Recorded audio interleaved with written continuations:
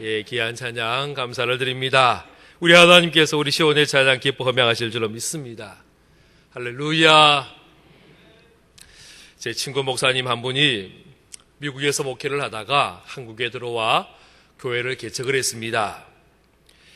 개척교회를 시작하면서 교회 이름을 정하는데 아직 미국 물이 좀 덜 빠졌는지 교회 이름을 영어로 지었습니다. New Life 비전 교회, 이렇게 교회 이름을 정했습니다. 그런데 문제는 교인들이 교회 이름 발음하기가 좀 쉽지 않단 말이에요. 아무래도 영어라 보니까 발음이 좀 쉽지 않습니다. 교인들이 돌아가면서 기도를 하는데 남자 집사님 한 분이 이 발음이 좀 안 돼요. 뉴라는 발음이 잘 안 돼가지고 늘 누 비전 라이프 비전 교회 이렇게만 자꾸 누 그런단 말이에요. 기도만 하고 내려오면 교인들이 집사님 누가 뭐냐고 뉴라고 해보라고 뉴 안 된단 말이에요. 그래서 집에 가서 뉴라는 발음을 아주 연습을 많이 했습니다. 다음에 또 이제 기도 순서가 들어와서 이 집사님이 이제 기도하면서 교회 이름을 이야기해야 되는데 아주 뉴라는 발음에 신경을 많이 썼습니다. 이번에는 어쨌든 이제 뉴라는 발음을 잘 하겠다. 그리고는 신경을 써서 뉴 라이프 비전 교회 이렇게 해야 되는데 너무 신경을 쓰다 보니까 뉴 와이프 비전 교회. 집에 가서 부인 권사님하고 부부싸움을 아주 크게 했다라고 들었습니다. 우리가 실수를 합니다. 아마 실수하지 않는 분은 없을 겁니다. 그런데요, 문제는 우리가 실수를 별로 너그럽게 받아들이지를 못한다라는 거예요. 최근에 갑질 논쟁이 있었잖아요. 백화점의 직원이 실수를 했습니다. 잘 서비스를 잘 해야 되는데 잘하지는 못했습니다. 이 모습을 보고 한 분이 화가 나서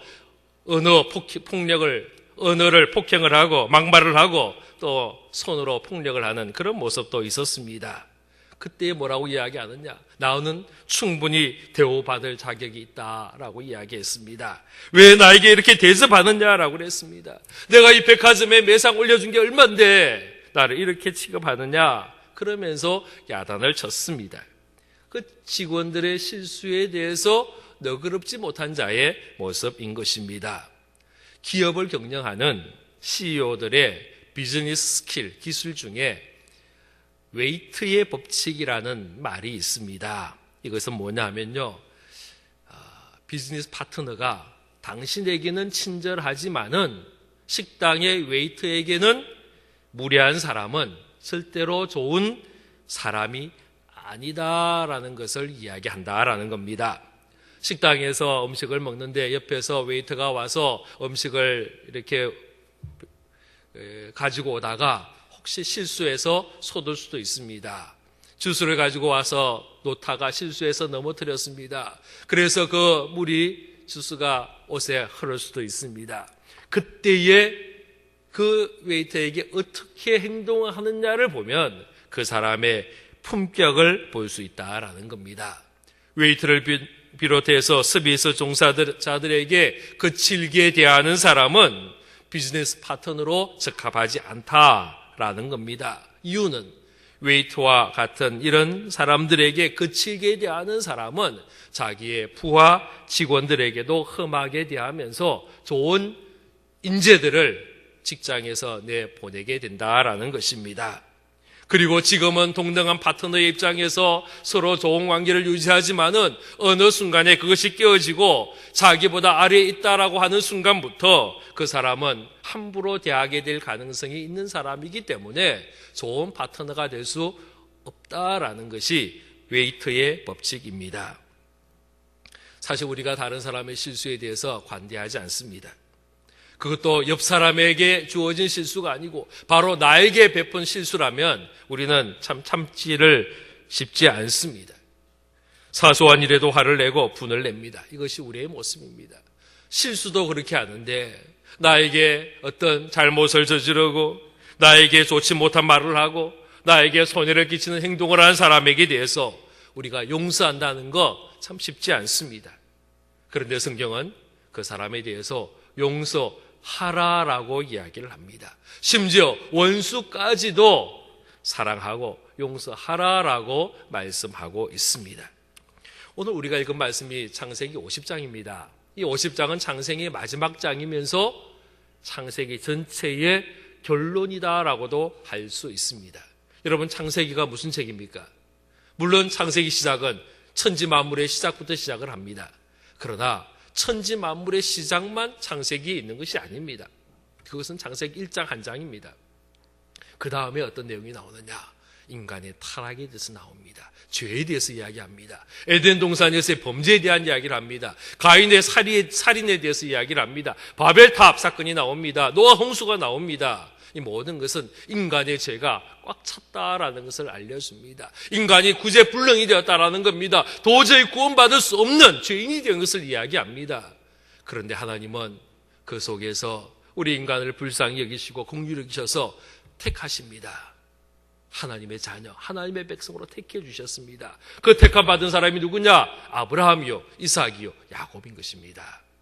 그리고 이 창세기 전체에 흐르는 하나님의 용서의 하이라이트가 누구에게 보여지느냐 하면 바로 요셉입니다. 요셉의 생애를 보면 하나님의 그 용서하심을 그가 실제로 경험하고 행하는 그런 모습들이 있습니다. 오늘 창세기 50장을 우리가 읽으면서 그 하나님의 용서에 대해서 우리가 함께 묵상하며 우리도 용서를 받은 자로서의 삶, 그리고 용서하는 자의 삶을 살아가는 우리 모두가 되기를 주의 이름으로 축원합니다. 첫 번째로 우리가 볼 것은 용서는 하는 것도 중요하지만 더 중요한 것은 이 용서를 내 것으로 받아들이는 것이다라는 겁니다. 아무리 용서를 해도 받아들이지 않으면 그것은 용서가 되지 않습니다. 사실 누군가를 용서하는 것 쉽지 않지만은 이것보다 더 어려운 것은 그 용서를 내 것으로 받아들이는 거다라고 봅니다. 요셉의 형들이 잘못했습니다. 잘못해도 너무 잘못했습니다. 어떻게 그런 일이 있을 수 있습니까? 자기의 동생을, 그 어린 동생을 종으로 팔아버렸습니다. 노예로 팔아버렸습니다. 먼 나라로 보내버렸습니다. 이건 있을 수 없는 일이었습니다. 17살의 요셉이 그 받은 상처가 얼마나 컸겠습니까? 믿었던 형들한테 버림을 받고 종으로 팔려갈 때에 얼마나 눈물이 나고 한숨이 나고 분통이 터졌겠습니까? 절대로 잊지 못할 겁니다. 아마 평생 길을 가라도 아마 계속 되지지 않겠냐라는 생각이 듭니다. 종살이 10년 했습니다. 억울하게 누명 쓰고 감옥에 3년 갔습니다. 그 후에 애굽의 총리가 되어서 7년의 풍년기를 지나고 또 나머지 7년의 흉년기를 지나는 그 중간쯤에 아마 한 3년, 4년 정도 그 기간에 형들을 만났습니다. 그 사이 시간이 23년, 24년의 시간이 지나간 겁니다. 여러분 같으면 23년, 24년 지나갔다고 옛날에 그 원한이 없어질 수 있겠습니까? 그 형들을 만났을 때 그 앞에 엎드려서 절하는 형들을 보면서 요셉의 마음이 어땠을까?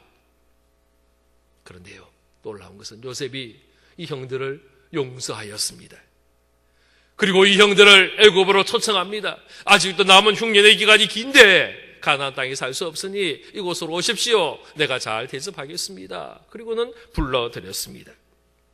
오늘 말씀은요, 그리고도 또 17년이 지나간 겁니다. 이 17년 동안의 요셉의 형들은 요셉의 그 그늘 아래에서 아주 호의호식하며 편안하게 잘 지내온 겁니다. 그러다가 그 아버지 야곱이 세상을 떠납니다. 147살에 세상을 떠났습니다. 장례가 다 마친 다음에 이 형들에게 갑자기 두려움이 몰려오기 시작합니다. 혹시 지금은 이제까지는 아버지가 울타리가 되어서 우리가 잘 살았는데 이제 아버지가 세상을 떠났으니 저 요셉이 우리에게 해코지하면 어떡하나, 우리에게 복수하면 어떡하나 하는 그런 마음이 생겨난 것입니다. 15절 말씀 보십시오. 요셉의 형제들이 그들의 아버지가 죽었음을 보고 말하되 요셉이 혹시 우리를 미워하여 우리가 그에게 행한 모든 악을 다 갚지나 아니할까 염려하고 근심하고 두려워한 겁니다. 요셉은 이미 형들 다 용서하였는데 형들은 그 용서를 자기의 것으로 받아들이지 못했습니다. 저들이 그 잘못을 저지른 지 벌써 40년이 지나갔는데도 불구하고 이들의 마음에는 염려와 두려움이 남아 있습니다. 요셉이 그 형들을 용서한 지가 이미 17년이 지나갔는데도 불구하고 이 형들은 그 용서를 온전히 받아들이지 못하고 여전히 염려와 근심과 두려움 속에 빠져 있다라는 것입니다. 용서를 내 것으로 받아들이지 못할 때에 두려움이 생겨납니다. 우리의 마음에 용서가 있어야 되는데 용서가 없어질 때에 염려와 근심이 차지하는 것입니다. 그래서 형들이 두려워합니다. 무서워합니다. 염려하는 겁니다. 이제 사람을 보냅니다. 아버지의 유언에 대해서 다시금 요셉에게 말을 하고 용서를 빕니다. 16절, 17절 말씀 우리 함께 같이 읽겠습니다. 시작. 요셉에게 말을 전하여 이르되 당신의 아버지가 돌아가시기 전에 명령하여 이르시기를 너희는 이같이 요셉에게 이르라. 내 형들이 내게 악을 행하였을지라도 이제 바라건대 그들의 허물과 죄를 용서하라 하셨나니 당신 아버지의 하나님의 종들인 우리 죄를 이제 용서하소서. 하매 요셉이 그들이 그에게 하는 말을 들을 때에 울었더라. 할렐루야. 요셉이 아마 야곱이 아마 이런 유언을 한 것 같습니다. 아마 야곱의 마음도 두려움이 있었을 겁니다. 야곱은 평생 두려움이 많았던 사람입니다. 죽기 전에 그 아들들을 보니까 불쌍한 마음이 생겼을 겁니다. 혹시 내가 세상 떠난 다음에 그 요셉이 막강한 권력을 가진 요셉이 형들에게 좋지 못한 마음을 품으면 어떡하나 하는 염려와 근심이 있었는지 모르겠습니다. 그래서 요셉에게 이야기해서 형들을 용서해라. 아버지의 마지막 소원이니 형들을 용서하라 라고 유언을 남긴 것 같습니다. 그런데요, 오늘 말씀해 보면 이 야곱이 요셉에게 직접 말하지 않고 형들에게 이야기해서 아버지의 소원이니 형들을 용서하라 라고 전해라 라고 이야기했다는 거예요. 요즘 전해라는 말이 아주 유행어더라고요. 들어보셨어요? 백세 인생이라는 노래가 나와가지고 뭐 좀 툭 하면 뭐 했다고 전해라 그러더라고요. 그 백세 인생의 그 노래가 가사가 참 재미가 있습니다. 60세에 저 세상에서 날 데리러 오거든 아직은 젊어서 못 간다고 전해라. 70세에서는요 할 일이 아직 남아 못 간다고 전해라. 80세는 아직 쓸만한데 못 간다고 전해라. 90세는 알아서 갈 테니 재촉 말라 전해라. 100세에는 좋은 날 좋은 시에 간다고 전해라. 전해라라는 말이 아주 인기가 많아요. 아마 야곱이 100세 인생의 노래를 들었는지 좋아했는지 용서하라 전해라 아마 그런 노래를 불렀는지 모르겠습니다. 그런데요, 제가 이 말씀을 묵상해 보면서 그 생각을 들었습니다. 왜 야곱이 요셉에게 직접 말하지 왜 전해라 그랬을까? 어쩌면 요셉도 이미 다 아는 이야기인데, 요셉도 이미 다 들었는데 야곱이 직접 요셉에게 직접 유언까지 하면서 형들을 용서해달라고 간곡히 부탁했는데 그 내용을 아는 형들이 염려하고 근심하고 불안해서 또다시 이야기한 것이 아닐까라는 생각을 했습니다. 필요 없는 일을 했다는 겁니다. 전하지 않아도 요셉이 다 알았습니다. 아니요, 이미 요셉은 다 용서했습니다. 이 용서를 형들이 받아들이기만 하면 되는데 그 용서를 자기 것으로 받아들이지 못하고 염려하고 근심하고 불안해하는 겁니다. 다른 것이 필요한 것이 아닙니다. 받아들이면 됩니다. 바로 이것이 하나님의 용서입니다. 하나님이 우리를 용서하신 줄을 믿으시기를 바랍니다. 그런데 우리가 자꾸만 하나님의 용서 받아들이지 않습니다. 하나님이 우리를 용서하셨다 그래도 아이고 내가 지은 죄가 얼마나 큰데 하나님이 그냥 용서해 주시겠냐, 내가 뭔가를 해야 되지 않겠냐, 하나님을 위해서 뭔가를 멋있는 걸 해야만이 하나님이 용서하지 않겠냐, 나는 아직 한 일이 별로 없어서 하나님 마음에 별로 들 게 없어서 아직 용서 못 받았어 라고 생각하며 여전히 죄 속에, 죄책감 속에 빠져 있는 사람들이 얼마나 많으냐라는 겁니다. 여러분, 하나님의 용서를 받아들이시기를 바랍니다. 그러면 여러분이 자유함이 있습니다. 하나님의 용서를 받아들이실 때에 여러분에게 참 기쁨, 참 평안함이 있을 줄로 믿습니다. 할렐루야. 두 번째로는요, 우리가 용서해야 할 이유가 뭐냐? 내가 하나님의 자리를 대신하지 않아야 하기 때문입니다. 내가 용서하지 않겠다는 그 말은 내가 하나님의 자리를 차지하겠다는 말과 똑같은 말입니다. 원수 갚는 것은 하나님께 있기 때문입니다.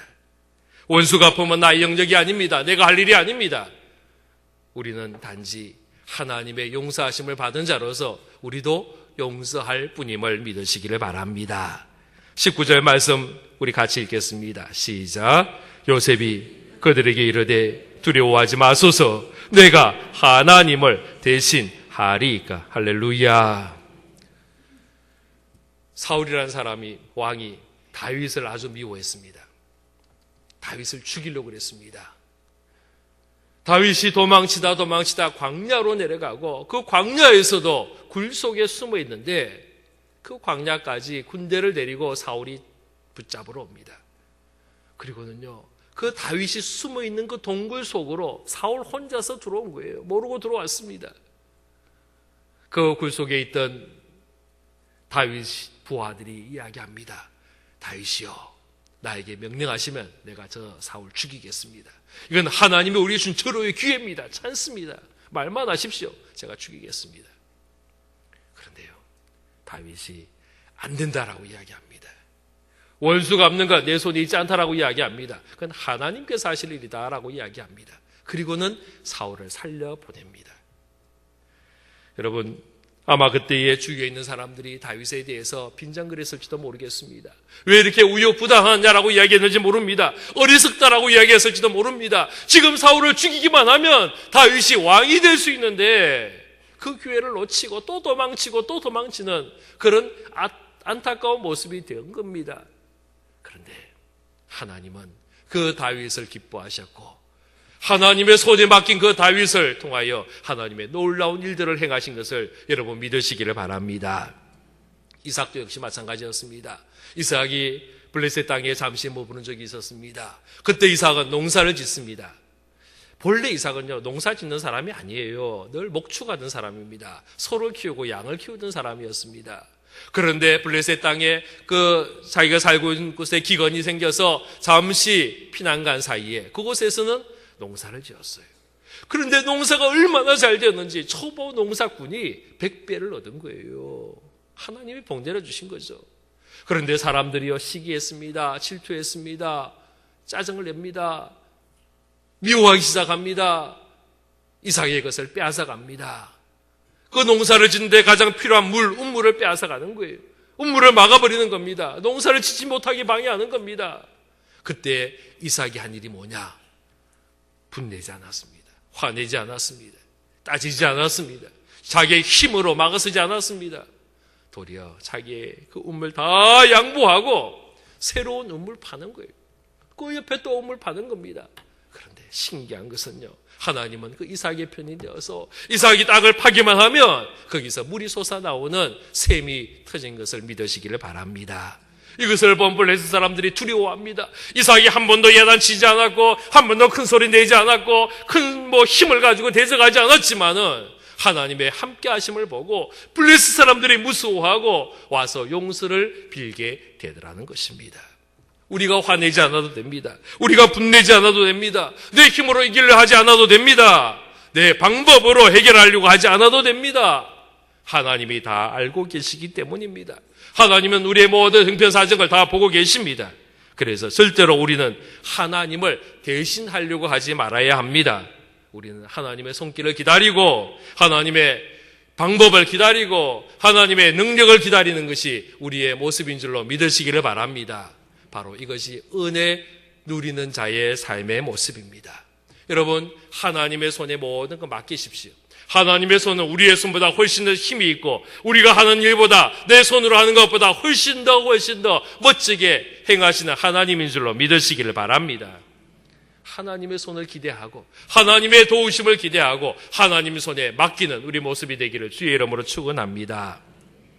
세 번째로는요, 용서는 우리에게 있는 모든 악을 선으로 바꾸어 주심을 믿으시기를 바랍니다. 네 종류의 사람들이 있다 그럽니다. 악을 악으로 갚는 사람이 있습니다. 그런가 하면 선을 악으로 갚는 사람도 있습니다. 선을 선으로 갚는 사람이 있는가 하면 악한 것을 선으로 갚는 사람도 있습니다.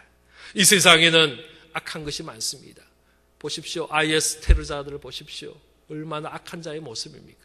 저 북한에 지금 핵무기를 개발하고 수소탄을 개발하는 그 모습을 보십시오. 악한 자의 모습입니다. 이 세상에는요, 사기꾼도 많고요, 도둑질하는 사람도 많고요, 강도질하는 사람도 많고요, 속이는 자도 얼마나 많은지 모릅니다. 악한 자들이 우리 주위에 많이 있습니다. 이 사회 속에, 이 세상 속에 악한 자의 모습들이 많습니다. 그런데 우리는 이 악함을 보면서 악으로 대하는 게 아닙니다. 이 악을 하나님의 선으로 맞이하는 우리의 모습이 되기를 바랍니다. 왜냐하면 우리 하나님이 선하신 분이기 때문입니다. 우리 하나님은 우리를 통하여 선을 이루시는 하나님이십니다. 로마서 8장 28절 말씀, 우리가 알거니와 하나님을 사랑하는 자, 곧 그의 뜻대로 부르심을 입은 자들에게는 모든 것이 합력하여 선을 이루느니라. 할렐루야. 우리는 하나님의 선을 누려야 합니다. 하나님의 선이 우리 가운데 임하기를 사모하며 기도하는 모습 되기를 바랍니다. 하나님의 선을 이루려면 어떻게 되느냐? 우리의 눈이 악의 눈으로 세상을 보아서는 안 됩니다. 세상이 아무리 악하다고 우리도 함께 악의 눈으로 세상을 바라보아서는 안 된다라는 것입니다. 형들이 악한 모습을 했습니다. 어떻게 동생을 팝니까? 악한 일입니다. 동생을 죽이려고 그랬습니다. 악한 자의 모습입니다. 그런데 그 악한 모습을 형들은요, 그 악한 눈으로 본 겁니다. 그래서 40년이 지나가도록 저들은 그 악에서 벗어나지를 못합니다. 그러나 요셉은 이 모든 일들을 악의 눈으로 보지 않았습니다. 그가 당한 모든 일들을 선의 눈으로 봤고 하나님의 마음으로 봤고 하나님의 눈으로 본 줄로 믿으시기를 바랍니다. 우리 20절 말씀 같이 읽겠습니다. 시작. 당신들은 헤아려 하였으나 하나님은 그것을 선으로 바꾸사 오늘과 같이 많은 백성의 생명을 구원하게 하셨나니. 할렐루야, 할렐루야. 그렇습니다. 형들이 자기를 미워하여 종으로 팔아버린 것, 그래서 10대의 나이에 부모 형제를 떠나서 먼 나라로 끌려가서 종살이 하게 된 그것, 이것을 요셉은 분노의 눈으로 보지 않았습니다. 여주인의 유혹을 이겨내었지만 도리어 억울하게 누명을 쓰고 파렴치한이 되어서 감옥에 들어갔었지만은 이것을 억울함의 눈으로 요셉은 보지 않았습니다. 애굽의 총리가 된 후에 자기를 팔아버렸던 그 형들이 앞에 와서 엎드릴 때에도 그 형들을 바라볼 때에 요셉은 복수의 눈으로 보지 않았다라는 겁니다. 요셉은 이 모든 일들 속에 하나님의 뜻을 보았고 하나님의 이끄심의 손길을 보았습니다. 7년의 흉년의 때 이것은 어느 누구도 감당할 수 없는 재앙이었습니다. 어마어마한 재앙이었습니다. 아무도 어느 나라도 이 7년의 흉년 앞에서는 이겨낼 수 있는 사람이 없었습니다. 그런데 하나님이 이 요셉을 통하여 요셉으로 하여금 미리 준비하고 예비하기 위해서 애굽 땅에 일찍 보냈고 바로를 만나게 하기 위하여 종살이도 하고 감옥에도 들어갔지만은 결국은 총리가 되어서 그 7년의 흉년기를 잘 준비할 수 있는 그런 모습이 된 것입니다. 그래야 하였기에 그 애굽에 있는 모든 사람들도 살았을 뿐 아니라 자기의 부모, 형제들까지도 모든 가족들까지도 그 7년의 흉년 때에 굶어 죽지 않고 살아남게 되었다라는 것입니다. 요셉은 이것을 알았습니다. 하나님의 손길을 알았습니다. 하나님이 보내심을 알았습니다. 그가 종으로 팔려가고 감옥에 들어간 것 우연히 일어난 일이 아니었습니다. 재수 없어서 일어난 일이 아니었습니다. 하나님이 함께 하셨고 하나님이 이끄심이었습니다. 그랬기에, 그걸 알았기에 요셉은 그 모든 자기의 당한 어려움들을 기쁨으로 감사함으로 이겨낸 줄로 믿으시기를 바랍니다. 물론 그 당시는 얼마나 힘들었겠어요. 종살이 한다는 거, 감옥에 들어갔던 거 얼마나 억울하고 분통 터졌겠어요. 요셉이 얼마나 많은 시간을 울었겠어요. 우리의 삶 속에 그렇습니다. 우리의 어려움이 있습니다. 힘든 일이 있습니다. 사고도 있습니다. 질병도 있습니다. 아픔도 있습니다. 우리가 계획했던 일들이 그대로 잘 되지 않을 때도 있습니다. 그런데요, 그 어려움을 경험하면서 우리가 원망하거나 불평만 하고 있어서는 안 됩니다. 우리가 그 속에서 하나님의 선한 것을 바라볼 수 있기를 바랍니다. 지금은 힘들지만, 지금은 어렵지만, 지금은 이해되지 않는 아픔도 있지만은 분명히 우리가 확신하는 것은 가까운 시간 안에, 멀지 않은 시간 속에서 우리는 알게 될 것이고 깨닫게 될 것이고 하나님의 손길을 누리게 될 것이고 하나님의 이끄심을 경험하게 될 줄로 믿습니다. 우리가 이것을 미리 바라보는 것, 이게 믿음이에요. 지금 현재 눈앞에서는 어려움이 있지만은 하나님께서 우리와 함께 하시고 동행하시고 우리를 가장 귀한 것으로 선한 것으로 이끌어 주시는 것을 바라보는 것, 바로 이것이 우리의 믿음입니다. 탈무드에 보면 이런 이야기가 있어요. 아버지와 아들 두 사람이 사막의 길을, 광야의 길을 걸어갔습니다. 근데 중간에 길을 놓쳐버렸어요. 잃어버렸어요. 오랜 시간 동안을 헤매고 다녔습니다. 준비된 음식이 다 떨어지고 가지고 있던 물도 다 마셔버렸습니다. 길을 찾느라 여기저기 헤매느라 지쳤습니다. 쓰러지기 직전입니다. 탈진의 직전이었습니다. 더 이상 한 걸음도 내디딜 수 없는 그런 어려움 속에 있는데 바로 그 앞에 무덤들이 있는 걸 보는 거예요. 여러 무덤들이 있었습니다. 아들이 이야기합니다. 아버지, 우리가 여기까지인가 봅니다. 무덤이, 저 무덤 보니까 우리의 무덤처럼 보입니다. 죽음이 우리 눈앞에 있습니다. 여기까지밖에 더 이상 못 가겠습니다. 낙심하고 절망하며 이야기했습니다. 그때 아버지가 이야기합니다. 아들아, 그렇지 않다. 무덤이 이렇게 있다는 것은 가까운 곳에 마을이 있다는 증거다. 조금만 더 우리 힘을 내어서 가보자구나. 할렐루야. 여러분, 눈앞에 무엇이 보입니까? 악한 것이 보입니까? 그 악에 치면 안 됩니다. 여러분, 절망이 보입니까? 그 절망 속에 빠져서는 안 됩니다. 우리는 그 절망을 넘어서서, 그 악한 것을 넘어서서 하나님의 선한 것을 바라보며 하나님의 주신 소망을 바라보며 나아가는 우리 모두가 되기를 바랍니다. 하나님 우리와 함께 하시고 우리에게 제일 좋은 것을 주시고 우리에게 가장 기쁨으로 채워주시는 좋으신 하나님임을 믿습니다. 기도하겠습니다. 아버지 하나님, 우리가 하나님의 용서하심을 받게 하시고 하나님의 용서하심을 내 것으로 받아서 용서받은 자의 삶을 살 수 있도록 은혜를 다하여 주옵소서. 그래서 악을 선으로 바꾸신 하나님의 손길을 경험하기를 원합니다.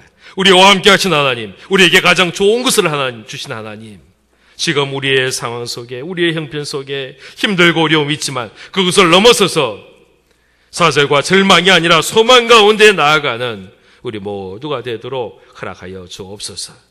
예수 그리스도의 이름으로 기도하옵나이다. 아멘.